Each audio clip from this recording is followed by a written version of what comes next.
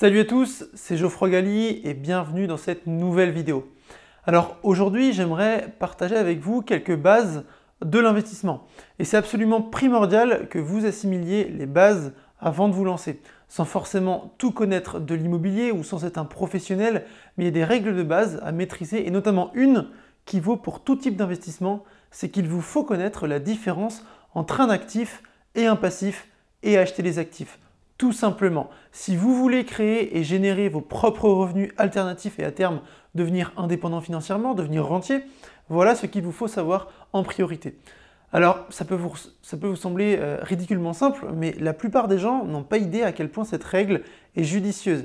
Et bien souvent, de nombreuses personnes se débattent dans le domaine financier car ils ne connaissent pas la différence entre un actif et un passif. Et on ne va pas tourner autour du pot pendant 10 ans. La différence, c'est quoi? Un actif met de l'argent dans ma poche, un passif enlève de l'argent de ma poche, tout simplement. Et si vous assimilez cette notion, vous avez déjà une bonne avance. Qu'est-ce que j'entends par actif?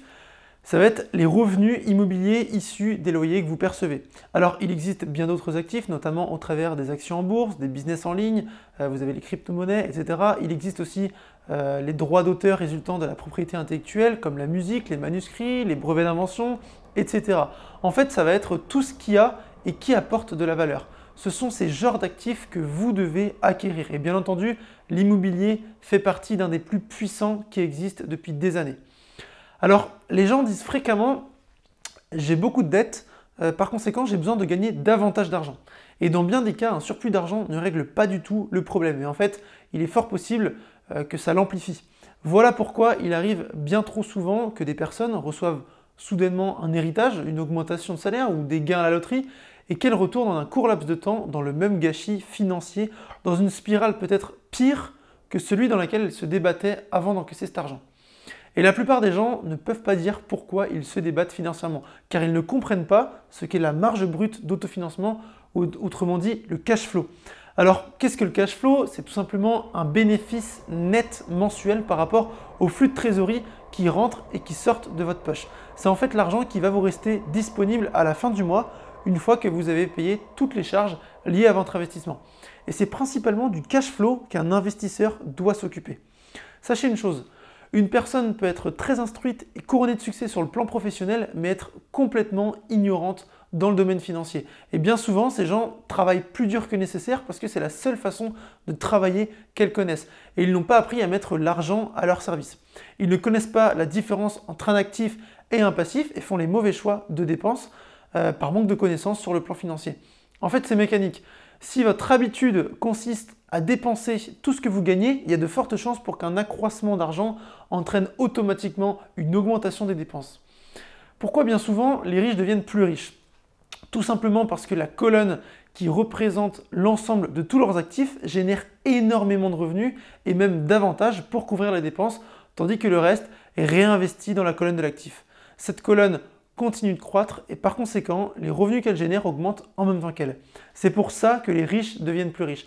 Alors, pourquoi beaucoup de personnes se retrouvent bien souvent au milieu de problèmes financiers en pensant qu'il est impossible de fonctionner différemment? Je vais vous montrer le schéma classique qui est le suivant. Donc là, j'avais déjà dressé les résultats et les bilans. Donc les résultats, c'est l'ensemble dépenses-revenus. Hop. Donc vous avez les revenus, les dépenses. Et là, vous avez les actifs et les passifs. Ça augmente, ça augmente. Pas d'actifs et plein de passifs. Alors, le principal revenu de la plupart des personnes provient de leur salaire. Ok, donc il est là, c'est dans la colonne des revenus. Et généralement, quand celui-ci augmente, leurs taxes augmentent aussi. Généralement, leurs dépenses ont donc tendance à croître en proportion de leur augmentation de salaire.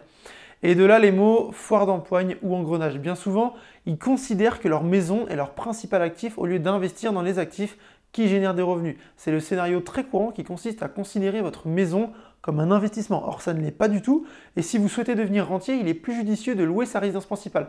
Mais on abordera tout ça en détail dans une prochaine vidéo. La colonne de passifs, comme je vous l'ai dit au début, ça va être tout ce qui sort de votre poche. Ça va être les crédits à la consommation, la voiture, des nouveaux objets, etc. Et le véritable constat est celui-ci. L'absence d'une éducation financière très tôt dans la vie, donc dès l'école, crée un risque que la majorité des personnes doivent affronter. La raison pour laquelle elles ne peuvent pas prendre de risques est que leur situation financière n'est pas stable. Leur bilan n'est pas équilibré, mais surtout, elles ne possèdent aucun véritable actif qui pourrait générer des revenus.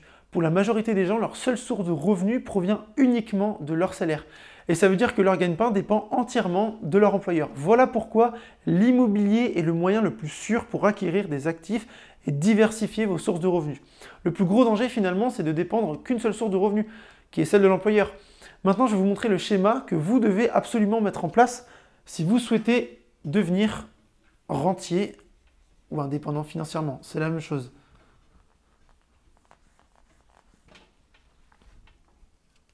Vous devez avoir énormément d'actifs et réduire vos passifs.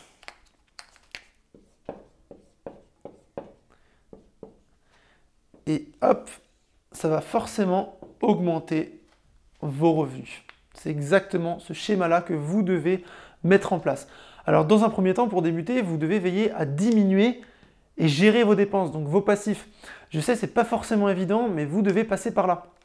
Vous devez assainir vos finances. Et rapidement, vous devez investir dans des actifs qui vont venir augmenter vos revenus, tout simplement. Comme je vous l'ai dit au début de la vidéo, il faut juste connaître la différence entre entre un actif et un passif. Alors, une fois que vous aurez compris cette différence, concentrez tous vos efforts à acheter seulement des actifs qui génèrent des revenus. C'est la meilleure façon de vous engager sur la voie qui mène à l'indépendance financière. Allez dans ce sens et votre colonne de l'actif croîtra.